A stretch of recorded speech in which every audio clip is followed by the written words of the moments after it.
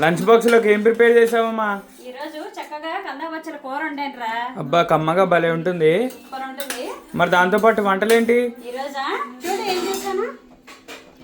కమ్మని సొరకాయ పప్పు, ఇంగు పప్పు పెట్టి, అలాగే కందబచ్చలి కూర, బెండకాయ ఫ్రై, బీరకాయ, ధనియాలు, ఇంగు, ఎండుమిరపకాయలు వేసి, అలాగే బీరకాయలు వేసేసి, పచ్చిమిరపకాయలు, కొంచెం చింతపండు, ఉప్పు, పసుపు వేసి మగ్గించేసి చక్క పచ్చడి చేశాను. చల్లని మేకడి పెరుగు, వేడి వేడి అన్నం. ఇదండి ఈరోజు మా ఇంట్లో లంచ్ బాక్సులు.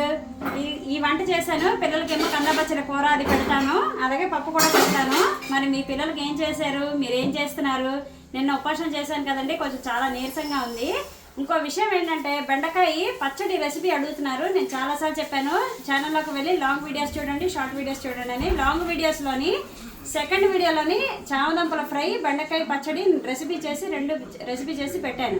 అలాగే కందికట్టు కూడా అడుగుతున్నారు. కందికట్టు కూడా నేను రెసిపీ చేసి పెట్టాను. లాంగ్ వీడియోస్లోకి వెళ్ళి చూడండి. మళ్ళీ చెప్తున్నాను.